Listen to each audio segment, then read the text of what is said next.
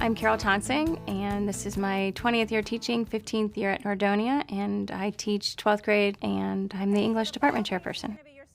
The self-reflection sheets are invaluable. In terms of your learning targets, where are you in your learning, all right? Do you understand it fully? So if you look at number 1, it says, identify which level of understanding you're at with being able to examine how that screenwriter uses a source material. So do you see the concept of Sherlock Holmes? Are you able to pull that out? And then the setting of Victorian England to build that dynamic character. Do you see the Victorian time period? Are you able to identify that?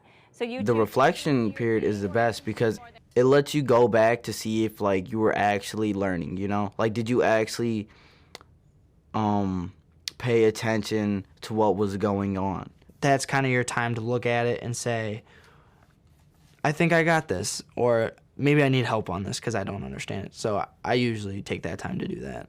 2, you're going to rate those. If you circled more than 1 for number 1, just put them in order from the best understanding to the least understanding. My students have often said to me, like, you're the first person who's let me think outside of, you know, if it's not my way, it's the highway. At the bottom of the feedback sheet that I use with them, they have a little self-analysis portion there, so they're able to track it too and kind of see where they're improving and what's being eliminated and what's not.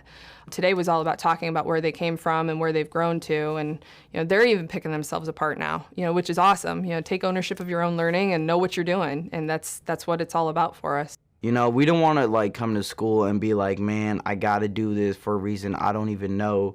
I want to come to school and be like, I'm actually taking steps. Because it makes me feel like I'm actually in control of my learning. Well, if I wasn't invested, I feel like I wouldn't care as much, and I really wouldn't pay attention in class. I got to keep working hard to get to the next best, and that's something for the student ownership that I really felt like I owned it and I should improve.